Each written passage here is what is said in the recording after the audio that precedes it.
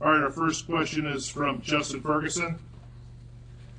Hey Bo, first half you guys weren't able to throw the ball downfield very much with the rain. Second half you had a much better half. I mean, was that the difference for you, or what was it? Because in the second half your numbers were a lot better.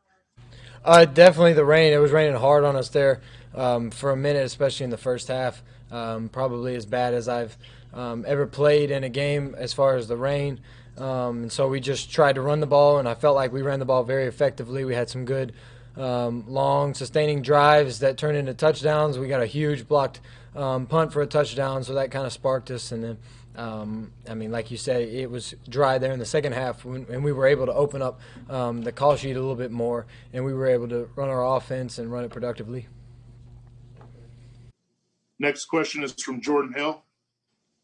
Bo, you guys got the ball back with a little over 2 minutes left in the game. What were you guys saying to each other? And, what did it mean to see Anders go out there and hit that there at the end? Well, we knew the task at hand. We knew we had to go out there and get in field goal range. We have a great field goal kicker. He had already hit two before, and so we felt really comfortable. We knew what yard line we had to get to, and then we ran the ball there at the end of the drive just to continue to get closer and get in the middle.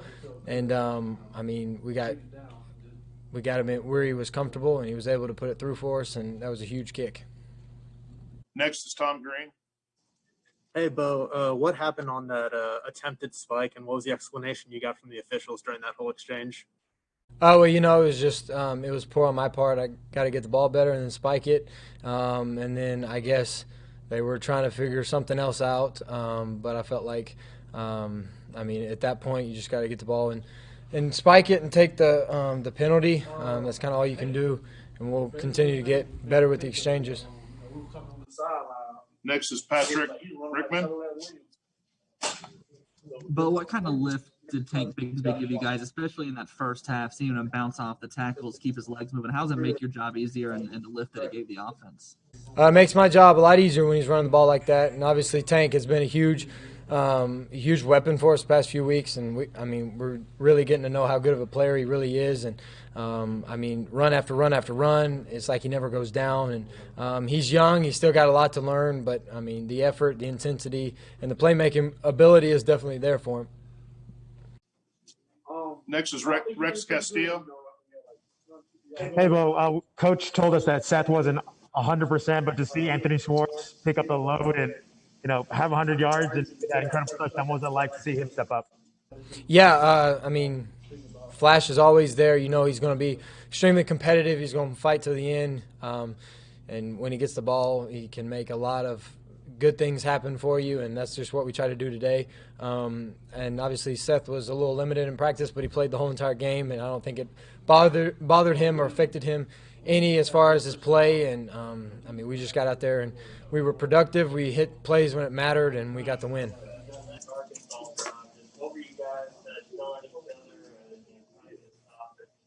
Next question is from Bob Holt.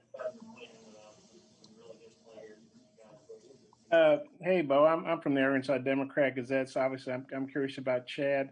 What was he like those last couple drives? Did you guys get the game ball, and just how glad are you that he won the team?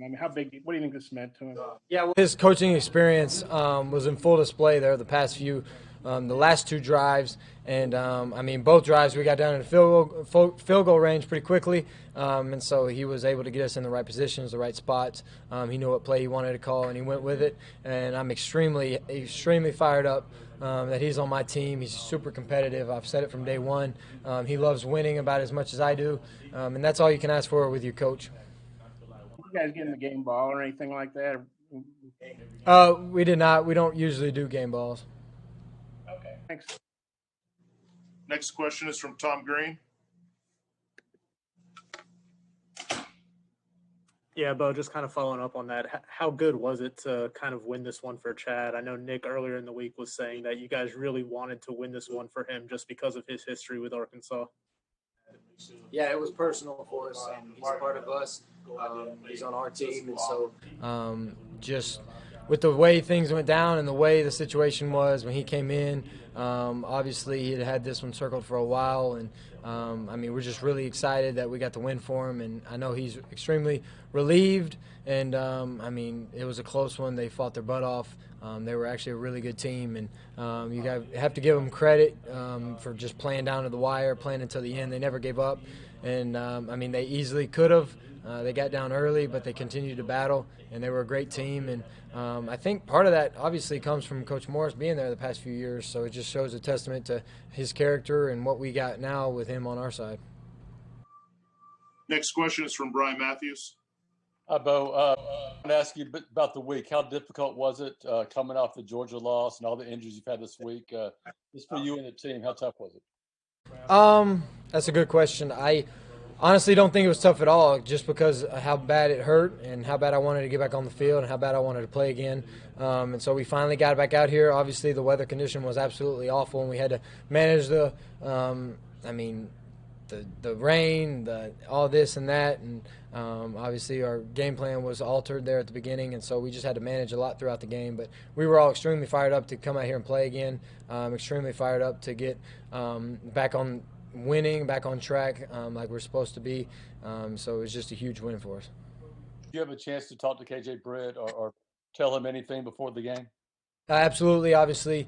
Got to speak to him, and he's doing really well. And you know how KJ is. It doesn't matter. His arm could be falling off, and he'd still be encouraging you and making sure that he puts the team first, and that's just what kind of guy he is. And it's going to be a tough few weeks without him, to be honest, losing a guy like that. But, I mean, his voice will always be there. He's out of practice with us, and it's just going to show the younger guys that they can step up and they can play.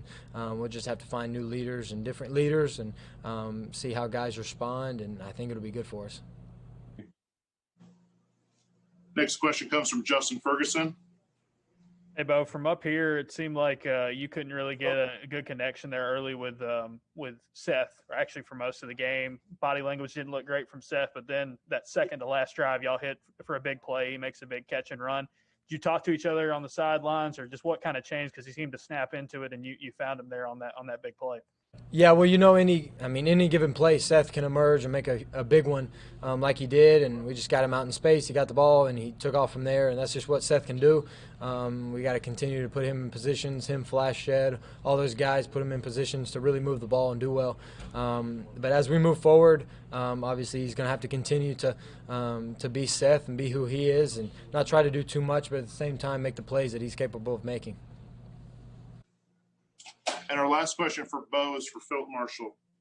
Bo, could you just talk about what it was like on the sideline when the field goal missed? And after a really good drive, you were still behind. How did you feel, and what was the talk over there?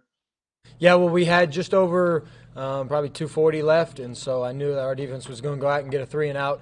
We sat all 3 timeouts, and I knew from there we were going to get great field position, and we were going to move the ball down. He was going to have a chance to kick it again, and I knew he was going to make it from the start. One more question, and addressed this early. I apologize. I was late getting on. Can you just talk about what kind of took place on the last snap, the spike there?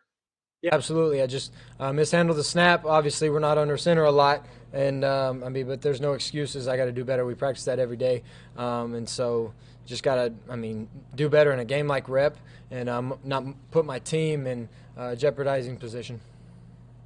All right, Bo. Did you forward? I thought so. Yes, I thought so. Thanks. Thank you. All right, Bo. Thank you. Thank y'all.